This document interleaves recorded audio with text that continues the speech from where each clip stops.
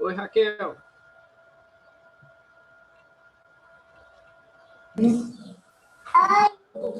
Você? Irmão. Oi, Bom dia, irmãos. Tudo bem com vocês? Opa, bom dia, irmão. Tudo bem por aqui.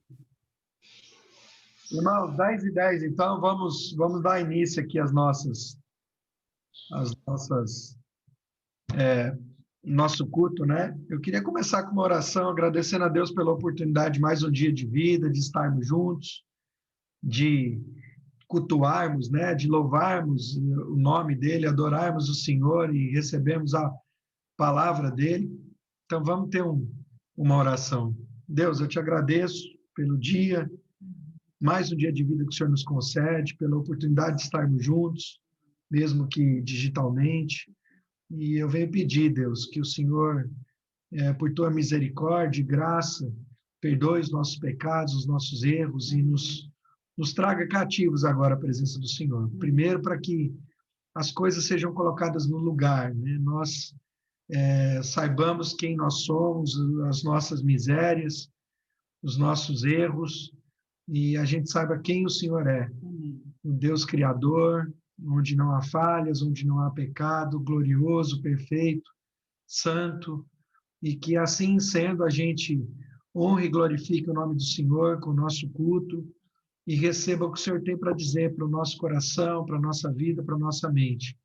E que sejamos obedientes ao que o Senhor disser. Eu já te agradeço por tudo em nome de Jesus. Irmãos, eu quero começar falando sobre algo que está rotineiramente sendo questionado e falado aqui conosco, né? Comigo e conosco do Conselho, que é a nossa volta aos cultos presenciais. Eu fui atrás da lei atual que está regendo, né? Na verdade, são portarias criadas tanto no município de Aparecida, onde estamos, como no de Goiânia. E o que está hoje em vigência é o seguinte: todo encontro público, principalmente para eventos religiosos, tem que ter um espaço, uma área por metro quadrado de 12 metros quadrados por pessoa. Então, você pega o tamanho do seu templo, divide por 12, é o número de pessoas que podem estar lá dentro. Bom, aplicando essa primeira lei, né? Essa primeira ordenança ao nosso templo, nós poderíamos ter lá dentro, no máximo, 7 pessoas. Outra coisa, a lei diz que os ambientes têm que ser ventilados e, se tiver ar-condicionado, a manutenção tem que ser feita semanalmente, que não é o nosso caso. Outra coisa, ela diz que só pode ter uma ocupação de 30% do ambiente, somado aos 12. Então, se há 7 pessoas que podem estar lá, passar de 30 não pode, né? Então, uma coisa não cancela a outra. E outra coisa, a lei ela é expressa. Não pode ter crianças menores de 12 anos. O que foi permitido para shopping foi uma liminar dada porque os shoppings entraram no processo pedindo uma liminar. Então, para cultos, isso ainda não foi homologado. Então, se você conhece uma igreja, por exemplo, que está tendo sala de crianças abaixo de 12 anos, ela está em desobediência à lei. Então, irmãos, eu entendo que antes de qualquer coisa, Deus nos mandou sermos obedientes à lei dos homens. Então, eu não vejo como nós atendemos os requisitos dessas leis, tanto em Goiânia como Aparecida. Ontem eu perguntei para o Marcão, que me respondeu hoje, sobre isso. Ele disse: Elton, o seu entendimento está perfeito, é esse mesmo, a lei é essa, e se voltar tem que obedecer. Bom, então, diante desse cenário, eu não vejo como voltarmos, né? Acho que não justifica nós voltarmos para ter 6 a 7 pessoas dentro do templo, e mesmo assim não poder ter crianças, sendo que se a gente pega, a maioria das nossas famílias são com crianças pequenas. Agora, vamos lá. nós podemos, como a 90 está fazendo, utilizar os nossos encontros de homens e mulheres como um encontro dentro dessa lei, né? Então, o que aconteceria? Eu queria deixar a proposta aberta para a igreja, de assim como a 90 está fazendo com seus PGs, nós façamos com os nossos encontros. Então, nas terças-feiras, o grupo de homens, a gente pensar em fazer um encontro presencial. E aí as mulheres, que para elas não vai ser nada diferente, ficam com as crianças. E aí, na quarta-feira, que é o encontro das mulheres, aí o bicho pega, porque aí os homens vão ter que ficar com as crianças para liberar as mulheres. E as mulheres se encontrariam. Para isso, nós temos espaços que possibilitam esse encontro. Por exemplo, a minha casa, que está à disposição, a casa do Lázaro, que está à disposição, né? Os que moram em apartamentos, eu acho que não teria como. A casa do Ezequiel, que eu acho que no fundo lá, né, Ezequiel, pode ser que dá para a gente manter esse distanciamento mínimo, né? E estarmos juntos. Então, eu estou querendo só colocar para a igreja aqui o cenário nosso e depois ouvir dos irmãos. Eu vou colocar isso lá no grupo como uma enquete e nós conversarmos entre nós mesmos para ver a viabilidade e o que vocês pensam sobre isso, tá bom? Então, eu vou estar colocando no grupo da Salcidade e, no caso dos homens, colocando no grupo específico dos homens, e acho que a França vai estar conversando com as mulheres, certo? Então, sigamos em obediência à lei dos homens e dando um exemplo, né, do que temos que fazer. Queria passar agora a palavra aqui para a Francis, que tem uma palavra devocional para a gente. Eu queria só compartilhar com os irmãos uma palavra de Deus, que não precisa de muita explicação, né? Provérbios 3, quem quiser seguir, Provérbios 3, de 5 a 10. Provérbios 3, de 5 a 10. Diz assim, eu vou ler na versão da mensagem, tá? Confie no eterno do fundo do seu coração. Não tente resolver tudo sozinho. Ouça a voz do eterno em tudo que você fizer, aonde você for. Ele manterá você no melhor caminho. Não pense que você sabe tudo. Corra para o eterno, fuja do mal. Seu corpo irradiará saúde, seus ossos irão vibrar de tanta vida. Honre o eterno com tudo que você possui. Dê a ele o primeiro e o melhor. Seu celeiro se encherá até não dar mais. Seus barris de vinho transbordarão. Essa é a palavra que Deus colocou ontem no meu coração, quando o Elton pediu para compartilhar. E eu quero compartilhar com vocês, principalmente esse versículo. Honre o eterno com tudo que você possui. Aqui não está falando só de bens materiais, né? Mas de tudo que você possui. Honre a ele primeiro. Dê a ele o primeiro e o melhor, que aí o seu celeiro se encherá e os seus barris se transbordarão, né? Então, aí está a resposta para muita coisa que a gente busca. Amém, irmãos? Amém. Você vai tomar de louvor? Queria, para a gente continuar, é uma música antiga, o Leandro, acho que conhece, né, Leandro? Águas, do CD Águas Purificadoras, do Diante do Trono, daquele início, né? É o cheiro das águas, que fala de esperança, né? Que ao cheiro das águas, as coisas vão brotar, está lá escrito lá em Jó. Então, é o meu desejo, minha oração para cada um de nós da igreja, que ao cheiro dessas águas que estão chegando nas nossas casas, no nosso estado, a gente possa brotar nas mãos do Senhor, né? Então, vamos louvar a Deus. A esperança para você, querida. Você é amado de Deus.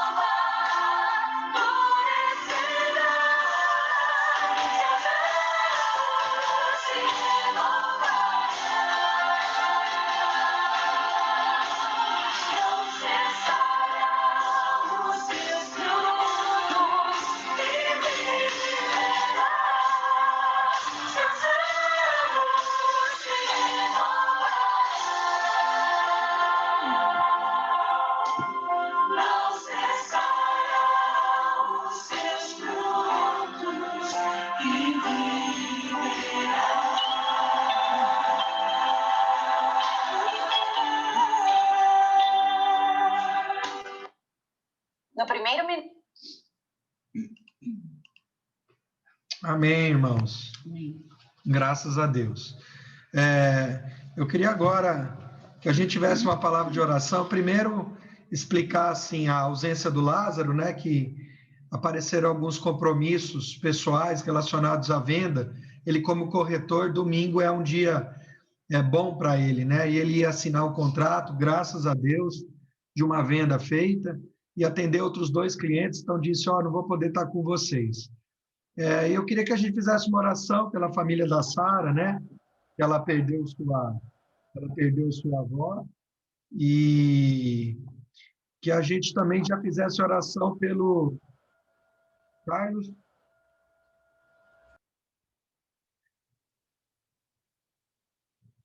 É porque ele está abrindo o microfone. Carlos, tudo certo aí? Você quer falar alguma coisa? O Paulo teve que sair, viu? Tem que socorrer um cliente. O irmão Paulo. Paulo Zanin? O Paulo Zanin. Ele está aí? Ele teve que sair, ele mandou mensagem. Tá? E pelo... Tá cortando. Então, me deixou ligado, porque está aqui aparecendo ele na tela, mas tudo bem. Obrigado. Então, vamos estar orando pela família da Sara, né? Que a avó dela faleceu, que Deus conforte, né? Traga conforto para a família, consolo. E também pelo Leandro, que vai trazer a palavra para a gente. Vou pedir para... Moça, você pode orar para a gente? Pelos 2 motivos. Deus, nós te agradecemos porque nós podemos nos reunir desse modo, nessa maneira, nesse momento pandêmico, que o Senhor não nos abandona, o Senhor está conosco. Nós queremos colocar diante do Senhor agora o consolo para a família da Sara. Tantas perdas, ó Pai, nós temos visto, nós temos vivido ao longo desse momento pandêmico, Senhor Jesus. Nós pedimos ao Senhor que o Senhor console o coração da Sara e de seus familiares, ó Pai, em nome de Jesus. Que o Senhor derrame o consolo, as palavras de consolo, através dos irmãos, através do Teu Santo Espírito, ó Deus. Amém. Nós pedimos que o Senhor os guarde, Senhor, também, na volta desse velório, Senhor Jesus. Nós pedimos que a Tua proteção esteja sobre eles, ó Deus. Amém. Guarde também o Lázaro, nós te agradecemos conforme o Wellington disse.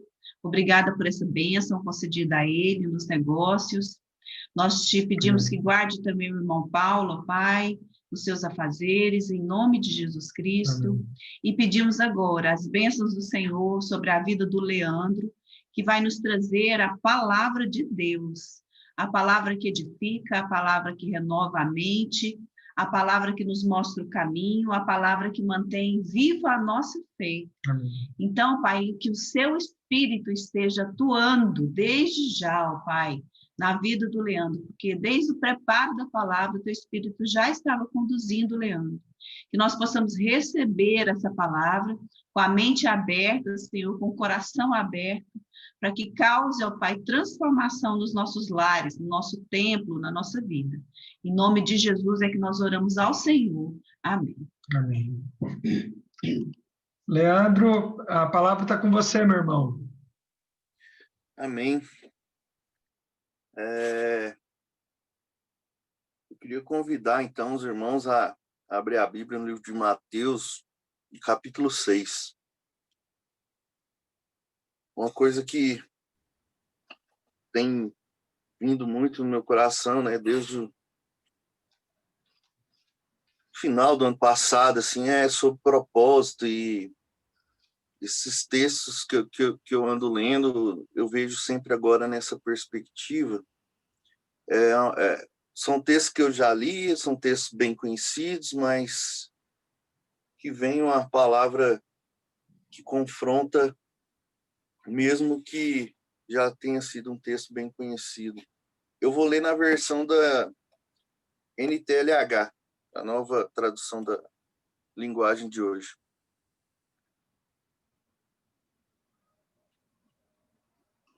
Tenham cuidado de não praticarem os seus deveres religiosos em público a fim de serem vistos pelos outros. Se vocês agirem assim, não receberão nenhuma recompensa do Pai de vocês que está no céu.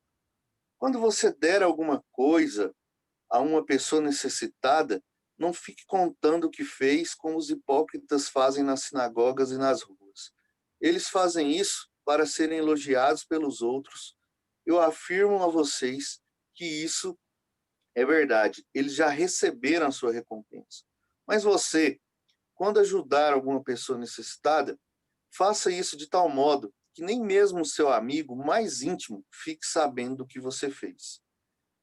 Isso deve ficar em segredo. E o seu pai, que vê o que você faz em segredo, lhe dará a recompensa.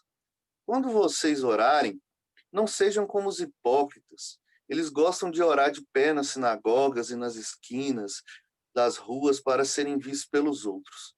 Eu afirmo a vocês que isso é verdade. Eles já receberam a sua recompensa.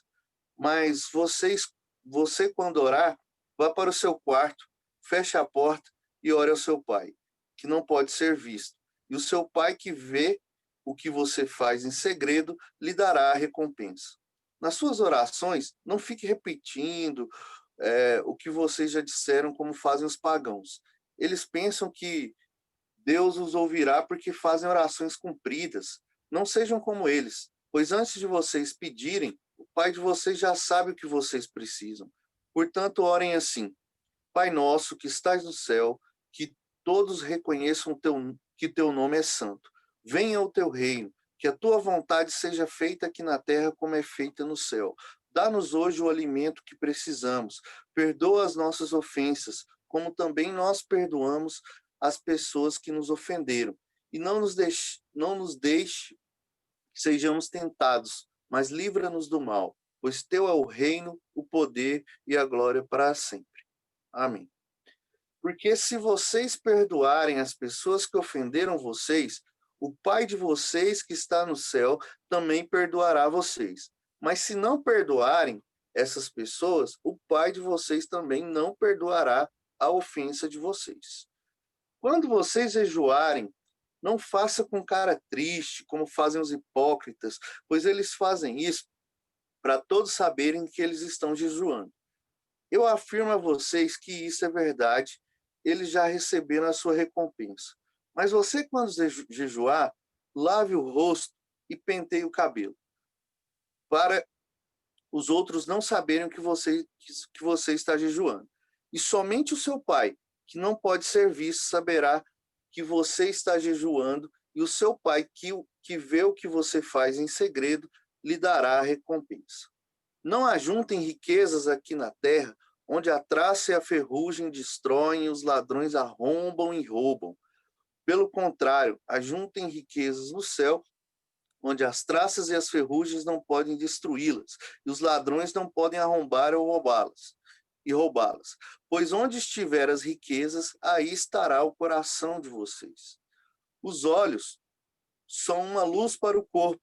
Quando os olhos de vocês são bons, todo o seu corpo fica cheio de luz. Porém, se os olhos forem maus, o seu corpo ficará cheio de escuridão. Assim, se a luz que está em você virar escuridão, como será terrível essa escuridão? Um escravo não pode servir a 2 donos ao mesmo tempo, pois vai rejeitar um e preferir o outro, ou será fiel a um e desprezará o outro. Vocês não podem servir a Deus e também servir ao dinheiro. Por isso, eu digo a vocês, não se preocupem com a comida e com a bebida que precisam para viver, nem com a roupa que precisam para vestir. Afinal, será que a vida não é mais importante do que comida? E será que o corpo não é mais importante do que as roupas? Vejam os passarinhos que voam pelo céu. Eles não semeiam, não colhem, nem guardam comida em depósitos. No entanto, o Pai de vocês, que está no céu, dá de comer a eles. Será que vocês não valem muito mais do que os passarinhos? E nenhum de vocês pode encumpridar a vida, por mais que se preocupe com isso. E por que vocês se preocupam com roupa? Vejam como crescem as flores do campo. Elas não trabalham nem fazem roupas para si mesmas. Mas eu afirmo a vocês que nem mesmo Salomão, sendo tão rico, usava roupas tão bonitas como as flores.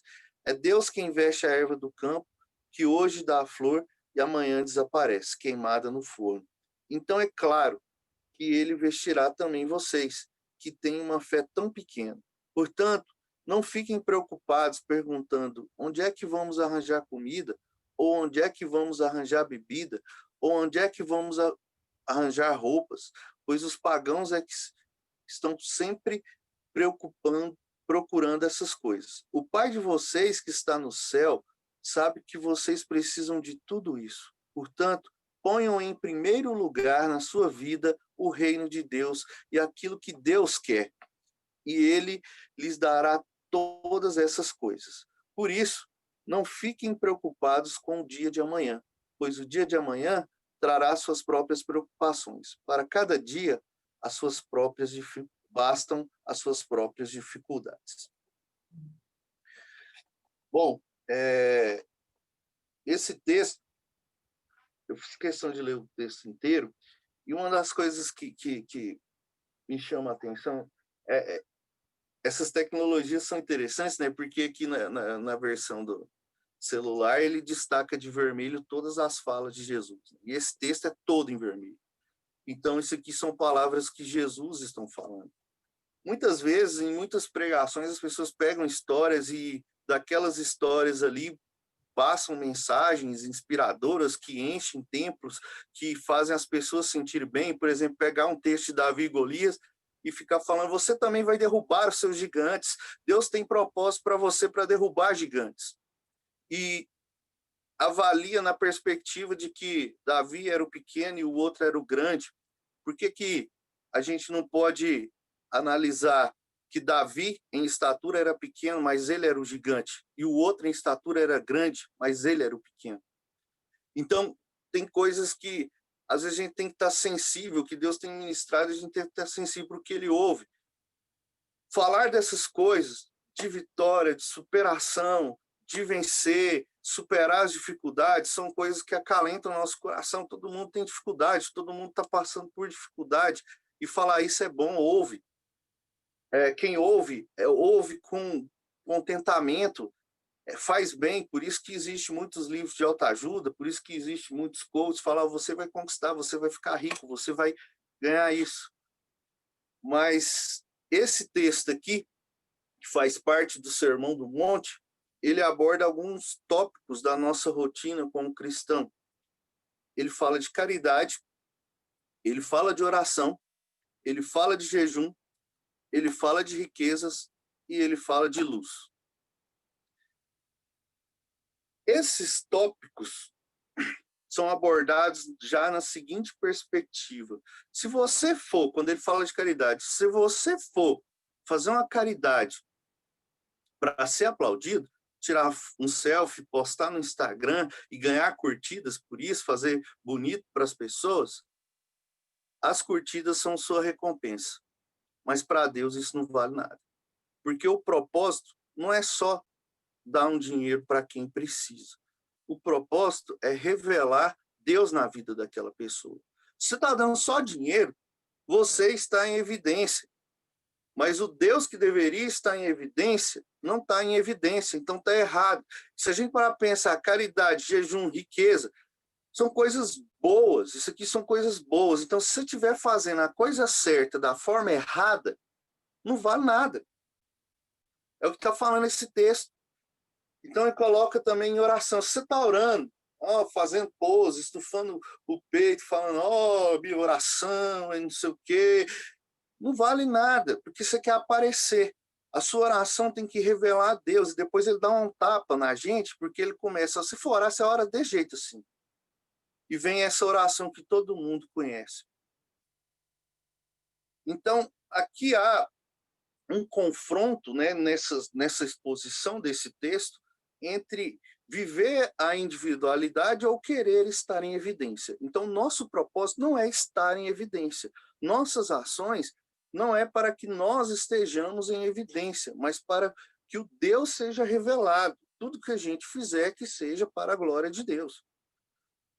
Então, quando ele vai orar, tem que ter intimidade. Então, o primeiro ponto que já põe, você tem que ter intimidade.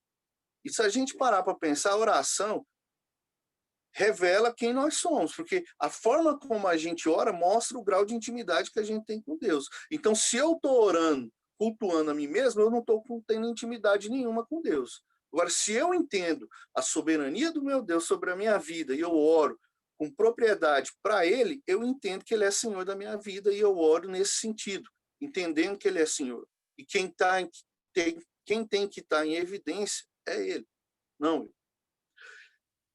E aí ele fala de repetições, né, que muitas vezes cria-se rotinas de repetições para cumprir. É uma coisa que eu já comentei, né, na última pregação. Cumprir aquele itinerário, vou cumprir, vou fazer isso, é meu momento com Deus, e fica só uma coisa repetida, desprovida de uma verdade. Então, aqui ele confronta repetições com verdade. Então, você tem que orar com sinceridade, você tem que ter intimidade e orar com sinceridade. Não repetindo, não é repetir as mesmas coisas toda a vida, que isso Deus vai entender, né? Eu acho muita ingenuidade pensar que vai estar tapeando Deus. A pessoa fala assim, eu estou cumprindo isso aqui, Deus vai dar o carimbinho, beleza, Leandro orou, tá, parabéns, ganhou a estrelinha. Não é dessa forma. Se a sua oração não tem sinceridade, são só palavras proferidas e jogadas ao vento, que não faz impacto nenhum na vida de ninguém e nem na sua mesma. Você está perdendo tempo.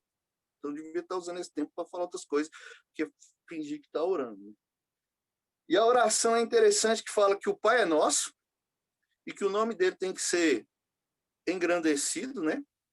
O nome dele, não o nosso. Primeiro já estava falando de situações que as pessoas queriam estar em evidência, e aqui já nos primeiros versos já fala, Pai nosso estás nos céus, que o seu nome seja engrandecido, e não o nosso.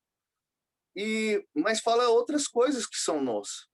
Fala que o Pai é nosso, que o pão é nosso, mas que o pecado também é nosso. Muitas vezes a gente está preocupado em ouvir só as coisas mais assim, o pão é nosso, o Pai é nosso. O pecado é nosso. O pecado também é nosso. E a gente tem que assumir essa pequenez, assim, né? Porque agora que eu sou cristão, o pecado não existe mais na minha vida, eu sou perfeito e todos os outros, eu tenho que julgar todos os outros como imperfeitos e que vão para o inferno e eu estarei salvo, porque eu sou melhor que eles. A gente tem que reconhecer os nossos pecados. A gente tem que reconhecer a nossa pequenez, porque fala os nossos pecados. Não fala o pecado dos outros. Os nossos pecados. E é interessante que quando fala, dá-nos hoje o pão nosso de cada dia, muitas pessoas estão preocupadas em acumular, em ter para depois, em ter para algo que ele nem sabe que vai acontecer. Preparar para um apocalipse, sei lá, ele quer se preparar, mas fala, dá-nos hoje o pão nosso de cada dia. Se a gente lembrar do maná, o maná era diário. E a ordem era para que não guardasse. Porque se guardasse, aqueles espertinhos falou, eu não sou bobo, vou guardar. Se amanhã não tiver, o que acontecia? Fedia, ficava cheio de bicho e não prestava para nada. Então era um acúmulo em vão. Porque era a falta de coerência, de seguir a ordem e crer naquele Deus que falou assim, você vai receber todo dia.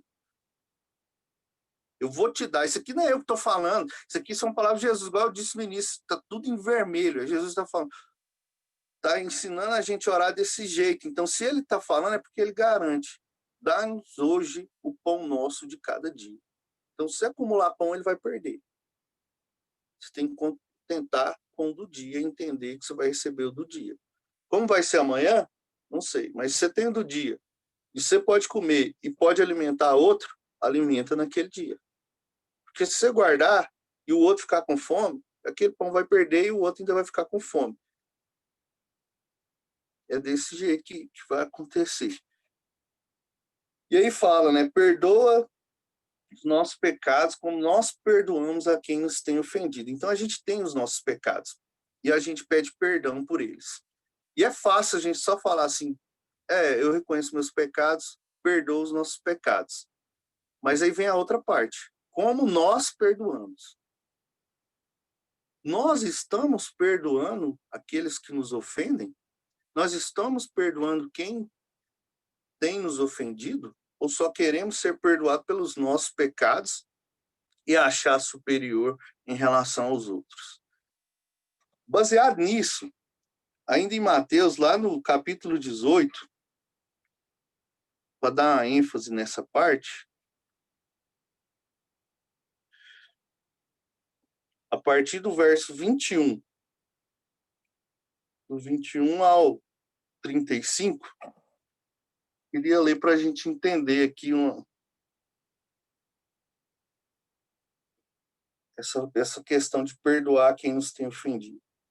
Então Pedro chegou perto de Jesus e perguntou: Senhor, quantas vezes devo perdoar o meu irmão que peca contra mim? 7 vezes? Não, respondeu Jesus. Você não deve perdoar 7 vezes, mas 77 vezes. Porque o reino do céu é como um rei que resolveu fazer um acerto de contas com os seus empregados. Logo no começo, trouxeram um que lhe devia milhões de moedas de prata, mas o empregado não tinha dinheiro para pagar. Então, para pagar a dívida, o seu patrão, o rei ordenou que fosse vendido como escravo o empregado, a sua esposa, o seu filho, os seus filhos, e que fossem vendido também tudo o que ele possuía. Mas o empregado se ajoelhou diante do patrão e pediu: tenha paciência comigo, e eu lhe pagarei tudo ao Senhor. O patrão teve pena dele, perdoou a dívida e deixou que ele fosse embora. O empregado saiu e encontrou um dos seus companheiros de trabalho que lhe devia 100 moedas de prata. Ele pegou esse companheiro pelo pescoço e começou a sacudi-lo, dizendo: pague o que me deve. Então o seu companheiro se ajoelhou e pediu: tenha paciência comigo, eu lhe pagarei tudo. Mas ele não concordou, pelo contrário, mandou pôr o outro na cadeia até que pagasse a dívida. Quando os outros empregados viram o que havia acontecido, ficaram revoltados e foram contar tudo ao patrão. Aí o patrão chamou aquele empregado e disse: empregado miserável, você me pediu e por isso eu perdoei tudo o que você me devia. Portanto, você deveria ter pena do seu companheiro, como eu tive pena de você. O patrão ficou com muita raiva e mandou o empregado para a cadeia a fim de ser castigado até que pagasse toda a dívida. E Jesus terminou dizendo: é isso o que meu Pai, que está no céu, vai fazer com vocês, se cada um não perdoar sinceramente o seu irmão. Então isso aqui é muito forte. Então fala: perdoa os nossos pecados, como nós perdoamos a quem nos tem ofendido. E se a gente não perdoar, a gente não vai ser perdoado. E essa história aqui vai lá no íntimo da gente, assim, ó, porque mostra um cara que devia milhões, fala que milhões. Imagina uma dívida que você vai ter que ficar a vida inteira para pagar e você não vai conseguir. Aí você pede clemência, mas não perdoa a minha dívida. E o cara fala: não, beleza, você está perdoado. Imagina, você acabou de receber um perdão desse, você sai na rua, acha um te deve, me paga agora. E a dívida é ínfima, perto daquele que acabou de ser perdoado. Não chega nem perto. Tipo, vamos supor que um cara devia 100 reais, o outro devia lá milhões. Foi perdoado de milhões. 100 reais ele pegou, grudou no pescoço do outro e falou: você precisa me pagar. E as palavras que o outro falou foram as mesmas que ele. Tenha paciência comigo. Me perdoa. E ele não perdoou. Jesus foi na cruz, recebeu e pagou pelos nossos pecados. Derramou o sangue dele por nós. Será que nós estamos saindo na rua e perdoando aqueles que pecam contra nós? Será que a gente está perdoando aqueles que erram como nós, porque o texto fala nossos pecados, então está falando que nós não somos perfeitos. Será que eu estou entendendo isso? Fala assim, eu sou imperfeito, eu tenho os meus pecados e fui perdoado. Por isso eu preciso perdoar. E não é pedir desculpa só da boca para fora. É perdoar e esquecer aquilo. É a metanoia, é a mudança de entendimento. Fala assim, eu te perdoo e não ter conversa. Não é só um joguete para depois, qualquer atrito que tiver, vou jogar na cara aquele dia. Por que eu te perdoei? E não perdoou nada, porque você está lembrando e ainda está jogando na cara do outro. Então, isso é muito forte. Muito forte esse texto. Então, ele vai construindo essa narrativa de que a gente não tem que estar em evidência, é Deus que está em evidência. E todas as ações aqui da oração do Pai Nosso é para que Deus esteja em evidência. Então, se você pede perdão, mas perdoa, essa ação de perdoar pecados é só Deus que pode fazer. Então, se você consegue perdoar alguém, é porque você tem Deus na sua vida. Porque nós, por nós mesmos, a gente não vai conseguir perdoar ninguém. A dificuldade é essa, porque a gente, por nós mesmos, para a nossa natureza, a gente não consegue perdoar. É só Deus, através de nós, para perdoar. E aí, fala do jejum, né? Para não delongar muito, que esse texto é muito rico, eu quero explorar ele em geral. Fala do jejum, quando você for jejuar também, para você não ficar fazendo cara de abatido. Estou jejuando, olhe para mim, como eu estou sofrendo por estar jejuando, parecendo um zumbi do The Walking Dead. Fala assim, lava a cara, dá um tapa na cara, reage, arruma, apruma, reage. Você tem que ficar mostrando que você está sofrendo, não. Seu jejum não é para você aparecer, não. Seu jejum é para você aproximar de Deus. Seu jejum é para você deixar de alimentar de coisas da carne e alimentar de coisa espiritual. Então, não é para ficar mostrando, tirar foto. Estou jejuando, 5º dia. Olha a minha cara. Estou jejuando. Não. Reage, está falando aqui, dá um tapa. Arruma, penteia o cabelo, passa um gelzinho, põe uma roupa bonita. Lava essa cara, maqueia. Não fica batido, você não é zumbi de The Walking Dead. Então, tá falando desse jeito. Você é vivo. Então você tem que mostrar que você está vivo. Então também o jejum não é para se aparecer. É para se aproximar de Deus. Não é para chamar a atenção. E as riquezas, né? Aí ele começa a falar das riquezas. As riquezas também não é para benefício pessoal. Não é para exaltar que você tem, que o outro não tem. Não é para mostrar que você conquistou muito e que o outro não tem. Não é para mostrar que você tem um carro que o outro não tem. Não é para mostrar que você tem uma posição superior que o outro não tem. Então, não é nada disso. E o seu testemunho tem que ser, eu fiz isso, eu segui aquilo, eu segui 10 passos, eu fiz todo um ritual e eu conquistei isso. Porque se o outro fizer, não vai dar certo. Porque deu certo você não significa que vai dar certo para o outro. Não tem fórmula mágica. Não tem... O objetivo da nossa existência não tem que ser conseguir status. O objetivo da nossa existência como cristão, para mim, ficou claro nesse texto, é revelar o Deus vivo. Nossa profissão, nossas conquistas, quem nós somos, só vai fazer sentido se a gente estiver revelando Deus. Não adianta nada eu chegar e falar, eu tenho um título de doutor. Isso é o maior idiota da face da terra. Não adianta nada. Arrogante. No meio de gente eu posso falar muita coisa. Eu sou doutor, eu entendo isso aqui. Baixa a bola aí e ignorar os outros que não sabem. Só vai servir para mostrar o quão ignorante eu sou. Mas se esse conhecimento for aplicado para o reino, tem propósito eu ter conquistado aquele título de doutor. Porque eu não estou usando para me exaltar. Estou usando para mostrar Deus através de mim. Então, se eu ficar muito rico, se eu atingir uma prosperidade muito grande, meu coração não tem que estar na riqueza. Não tem que ser eu conquistei, porque eu consegui, porque eu segui os passos, porque eu segui o manual. Eu cumpri a meta. eu fiz a meta que eu tinha traçado e conquistei. Não, Deus te deu. Se ele não quisesse, não adiantava nada seguir passo, virado avesso, da cambalhota e seguir tudo quanto é manual.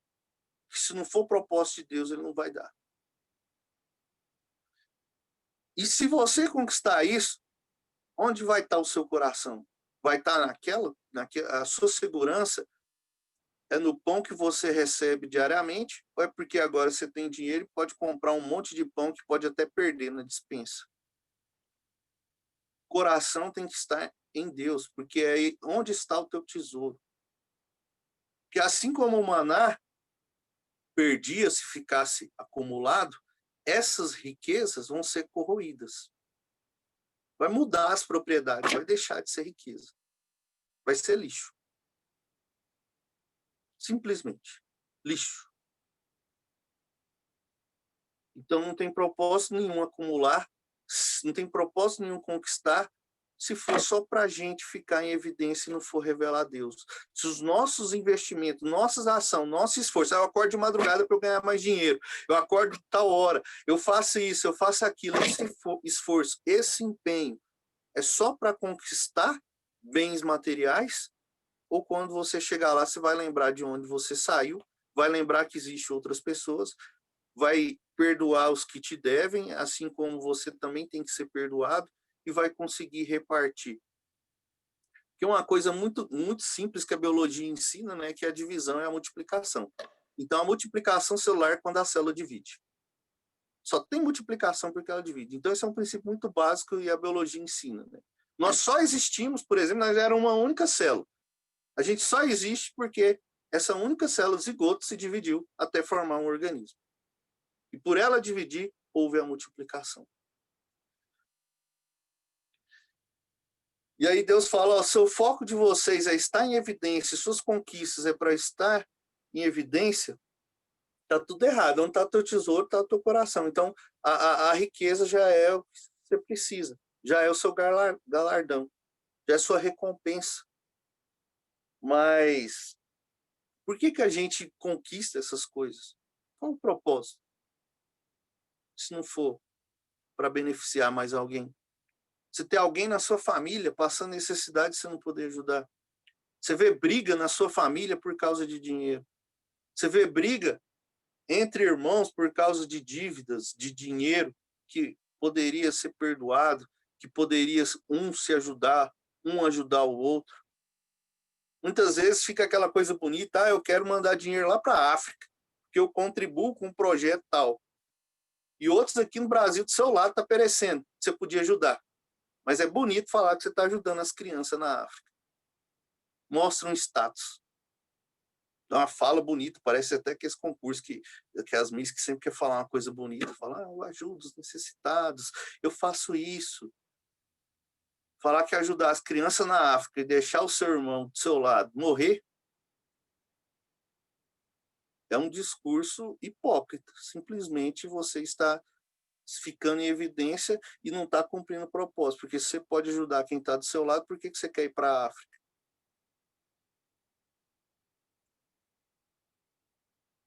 Muitas vezes a gente quer, eu quero fazer missão, eu quero ir para tal lugar. Às vezes nossa missão é aqui. Meu campo missionário, às vezes, é ali na faculdade, com aqueles jovens. E se eu ficar pensando, eu queria ir fazer a diferença lá em tal lugar. E esses jovens aqui, quantos índices de suicídio eu ouço que tem nessa faculdade? Quantos jovens precisam de uma palavra de Deus na vida deles? Quantos jovens se acham que são inúteis porque tirou uma nota ruim numa prova, no meu contexto? E ele tem que entender que não é a nota que define ele. Ele tem que entender que se ele fracassou, ele não é um inútil, a vida dele tem que ser desmerecida, porque nesse texto fala, por acaso a vida não vale mais do que conquistar, comprar a melhor roupa, do que acumular riquezas? E Deus fala, olha as coisas simples, aprendam com as coisas simples, porque sua vida vale mais. E nesse contexto de pandemia, é bem pertinente, né? Porque você vê muitas vezes as pessoas se devorarem uns aos outros, explorarem uns aos outros, comerciantes explorando, às vezes pondo preço mais caro de coisa, e em todas as vertentes, aproveitando do momento, né? Mas a vida é o mais importante. No final das contas, se você está preocupado, e se eu perder meu emprego? E se eu não tiver o que comer amanhã? E se essa pandemia demorar mais? Deus vai te dar o sustento necessário. É Ele que está falando, não é eu. E essa palavra é muito forte, porque quando eu fui casar, a primeira coisa que a gente ouve é: como que vocês vão se manter? E eu sempre lembro disso porque foi uma das coisas que eu falei. Falei, o que eu posso garantir é que nada vai faltar. Como nós vamos viver, em qual condição nós vamos viver, qual nível social nós vamos enquadrar, eu não sei. Mas que nada vai faltar, porque isso não é eu que estou garantindo, é Deus que garante. Isso é muito forte. Quando a gente entende isso, a gente vive melhor, né? Porque a gente vai enxergar as coisas como tem que ser enxergadas. E é interessante que ele prossegue. Fala da luz. Se os olhos forem bons, eles vão ver as coisas de forma boa. Os olhos são a candeia do corpo, são a luz, né? Os olhos são a nossa luz. Então, o que estamos captando? E é interessante pensar nas cores, né? O Silvio fala disso com mais propriedade que eu pela física, mas o olho tem as células lá que vão detectar diferentes comprimentos de onda e assim vai revelar a cor das coisas.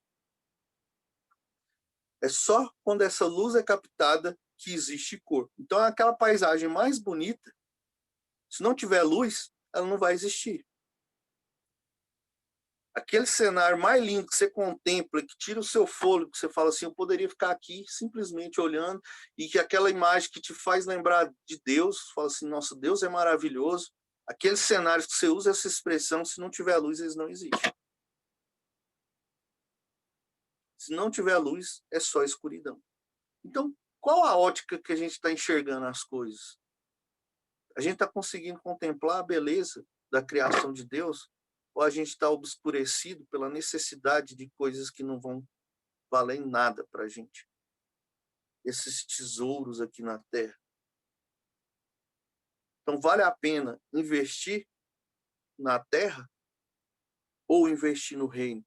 E aí vem, né, a palavra que fala assim, buscai primeiro o reino de Deus e a sua justiça. E a gente tem que entender que, quando fala, né, que a vida é mais importante, ele fala também, o corpo não é mais importante que a roupa? Deus ministrou no meu coração nessa parte de corpo, entendendo a gente como um corpo, a igreja como um corpo. Por acaso, esse corpo não é mais importante do que a aparência? Por acaso, esse corpo não tem que ser mais valorizado? Então, a gente tem que preocupar primeiro com o reino de Deus e fazer a vontade de Deus. E todas as outras coisas não serão acrescentadas. E é engraçado, né, que se a gente diminuir a luz, vai aumentar as trevas. E não porque são coisas, pensar assim, é uma luta entre um e outro. Não, se você parar simplesmente para pensar que as trevas seriam a ausência de luz, quanto mais você se afasta da luz, mais trevas vão existir. Quanto mais a gente quer estar em evidência, mais aplausos pode receber. Mas os holofotes não são a verdadeira luz. Os holofotes não são a luz que tem que nos guiar. Os holofotes não são a luz que trilha os nossos caminhos. E todo o nosso investimento é para contentamento pessoal, é para ganhar aplauso, mas não gera transformação nenhuma, não gera eficácia. E por mais que a gente ganhe curtidas no Instagram, a gente não vai estar sendo aplaudido por Deus. Então, mais vale a gente estar com Deus do que 1000 curtidas, né, no Instagram, 10.000 curtidas no Instagram, canal no YouTube, estar em evidência, as pessoas estão vendo, olha, eu estou doando, olha, eu estou orando, olha, eu estou jejuando, olha, eu estou fazendo isso. Seja mais como Cristo. E muitas vezes a desculpa é, eu estou fazendo isso para dar o exemplo, porque se ninguém vê, eu estou dando um exemplo. Será que você está dando o exemplo certo ou o exemplo que você está dando é das pessoas querer fazer a mesma coisa para aparecer também? Porque é fácil. Hoje em dia é diferente a gente pensar, né, como era antigamente um cristão falar que é cristão e hoje todo mundo fala que é cristão. Todo mundo fala de Deus. Todo mundo põe lá, às vezes, vou postar aqui um trecho da Bíblia e põe. Aí você segue a pessoa no Instagram, você vê tudo que ela posta e de repente surge um versículo da Bíblia no meio das postagens dela. Você fala, mas como? Não combina? É incompatível com todas as outras coisas que estão sendo reveladas. O que está mostrando isso aqui? Aí vai, o Senhor é meu pastor. Clássico. Nada me faltará. As lutas não mostre o tamanho de seus problemas, mas o tamanho de seu Deus, e vem com essas coisas. Mas é a vida dessa pessoa. Gente, hipocrisia tem demais. Vamos deixar Deus ministrar no nosso coração, porque não adianta nada a gente ser esses cristãos, agente secreto, que só faz as coisas para se mostrar, mas na hora de ser cristão de verdade, a gente não é. Na hora de ser cristão mesmo, de conversar com as pessoas, a gente não é. É fácil fingir. É fácil estar em evidência. Mas é difícil, né, ter essa intimidade. É difícil. É difícil você falar de Deus para as pessoas e eu vejo isso ainda. A gente tem o Pudim e tem muitos alunos assim que ainda não entenderam coisas básicas, princípios básicos, muitas coisas que precisam ser entendidas e a gente tem que ter eficácia nisso. Se você conseguiu entender uma coisa a mais que o outro, compartilha com ele. Mas não é para se mostrar, não. É para que o outro aprenda. Se você sabe um pouco mais, não julgue o outro. Inclusive, baseado nessa palavra, se a gente estiver mais próximo de Deus, a gente consegue perdoar mais e julgar menos. Porque a gente vai reconhecer os nossos pecados, que foi perdoado. Só lembrar da cruz. Um exercício que eu faço constantemente é lembrar da cruz. Assim, eu não valho nada. Deus deu o sangue dele para mim. Então, quando eu tiver a prepotência de achar que eu sou melhor do que alguém, eu tenho que lembrar que eu fui perdoado por um Cristo que foi crucificado, que o sangue dele foi derramado, para que ele seja revelado e não eu, para que o amor dele seja conhecido. Que é fácil também falar do amor de Deus, mas é difícil revelar o amor de Deus. É difícil você receber ofensas, né, quando o mundo quer mostrar só arrogância. Tipo, não, levar ofensa para casa, larga de ser bobo. Você é bobo, você está sendo feito de bobo. Mas é isso mesmo. Para o mundo, a gente vai estar sendo bobo. Mas Deus está vendo. Esse texto fala, você não tem que mostrar nada para o mundo. É Deus que está vendo em secreto. Se eles estão te chamando de bobo, se eles estão tirando sarro da sua cara e não estão te aplaudindo, beleza, às vezes é isso que te faz saber que está no caminho certo. Porque você está afrontando muita gente com coisas que para eles é besteira, mas que para a gente faz toda a diferença, porque a gente está sendo transformado a cada dia numa pessoa melhor, naquela pessoa que Deus quer que a gente seja, que esse seja o nosso princípio, né? Era a mensagem que Deus tinha colocado no meu coração, que Deus nos conduza e nos faça viver dessa forma. E assim como Paulo, a gente fala que para a gente o viver é Cristo e que o morrer é lucro. Que a gente tem esse entendimento cada dia. Amém. Amém, meu irmão. Obrigado. Obrigado pela disposição de ser usado por Deus no nosso meio. Eu lembrei aqui de João, né? A palavra diz que entre homens ninguém foi maior que ele, né? E a fala dele perante Jesus, inicialmente, né, era: não sou digno de amarrar as sandálias. E lá no final, que ele cresça e eu diminua. Quando ele foi confrontado, né? Olha, tem alguém batizando também, mas o cara do batismo é você. Você não vai fazer nada, não, né? Ele falou: olha, esse alguém que vocês estão se referindo, que ele cresça e eu diminua, né? Em mim não tem nada que possa sequer olhar para ele, eu não sou digno de estar na altura das sandálias dele. E acho que essa tem que ser a nossa posição, né? Obrigado, Leandro. Deus abençoe sua casa aí.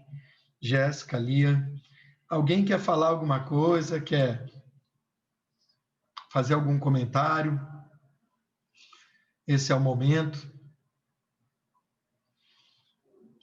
Lembrando que eu vou falar então no grupo da SAL, né, sobre o nosso retorno aos encontros inicialmente dos homens e das mulheres, às terças e quartas-feiras, né? A Francis acho que vai estar conversando com as mulheres sobre isso, e eu vou estar falando com os homens aí sobre essa oportunidade de estarmos juntos. Por enquanto, então, diante das portarias das prefeituras, não tem como a gente retornar presencialmente, porque a obediência nos manda ainda não, né? Então, nós temos que esperar mais um pouco. Então, vamos estar orando agora, agradecendo a Deus por essa palavra, que ela encontre lugar nos nossos corações, né? Leandro, depois eu quero um título para essa palavra, porque ela foi muito rica e muito grande, né? Depois você me dá um título para a gente colocar lá no nosso... Ou você já tem no jeito aí? Eu chamei aqui de intimidade e individualidade. Tá bom. Tipo um X inversos.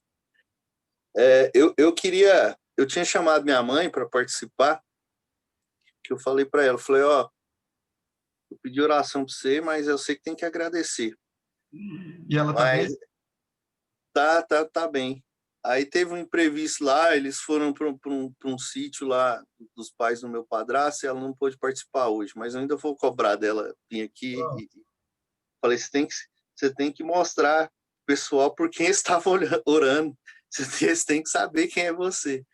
Mas, de antemão, eu já queria agradecer todo mundo pelas orações, e foi uma luta mesmo, meu avô ficou bem ruim, assim, e foi vitória mesmo de Deus, e foi um monte de gente, né, de uma vez, minha tia, minha avó, meu avô, minha mãe. Minha avó é acamada, minha avó tem osteoporose, minha avó tem diabetes, a que eu achei que ia ficar pior, que eu tinha medo de que pegasse isso, e foi a que passou mais tranquilo, graças a Deus. E eles estão recuperando, agradeço aí as orações de vocês. Obrigado mesmo, gente. Beleza, e agora você usa a gente para falar, para cobrar ela que nós estamos esperando. Então, irmãos, vamos, tudo certo? A gente tem muito motivo de agradecer, né? Deus tem respondido nossas orações, principalmente ligadas à pandemia. Então, muita resposta, né? Positiva de Deus no sentido de cura.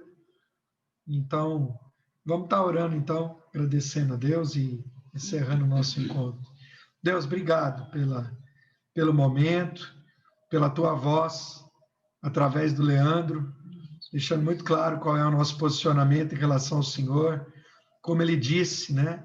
Esse texto de Mateus é a palavra do teu filho, não é a palavra de homens falando do teu filho, nem a palavra de alguém retratando, mas a palavra direta dele para nós, há 2000 anos atrás, dada para nós, né? Então, que essa palavra da boca dele encontre lugar no nosso coração e que a gente se porte como filho obediente diante dela, né? Que a gente entenda que não é para mostrar nesse mundo de aparências, mas é para ter uma relação com o Senhor, uma relação verdadeira, que não espelha na aparência, mas espelha na intimidade, como ele disse, e na individualidade, porque a salvação começa em nós, diretamente com o Senhor, e passa a ser da nossa família, né? Como ele comentou, os nossos pecados, o nosso pão, o nosso perdão, né? Então, que o Senhor nos ajude a isso e que a gente assimile essa palavra. Obrigado pelo tempo juntos, Deus, e eu te agradeço em nome de Jesus. Que o amor de Deus, a graça do Filho, consolação, ensinamento, a presença do Espírito Santo, seja com cada um de nós, na nossa individualidade, na intimidade, com a família aqui representada, com todo o povo de Deus, em todo lugar, em nome de Jesus. Amém, meus irmãos. Fiquem com Deus, boa semana, o culto continua e nós vamos falando. Oi, Érica. Tá desligado seu microfone. Não, eu só estava falando que eu estava ouvindo, organizando as coisas e ouvindo. Com criança em casa é meio complicado. É assim mesmo. A gente sabe. Foi ótimo. Foi maravilhoso. Boa semana, Boa Deus semana. abençoe. Obrigada. Deus abençoe vocês. Raquelzinha, Sarinha. Tchau, Crebson. Tchau, Franz. Ô, Leandro, com Deus, meu irmão. Até mais, abraço. Tchau, Ezequiel, Deus abençoe. Carlos, Luiz, Eva, tchau para vocês.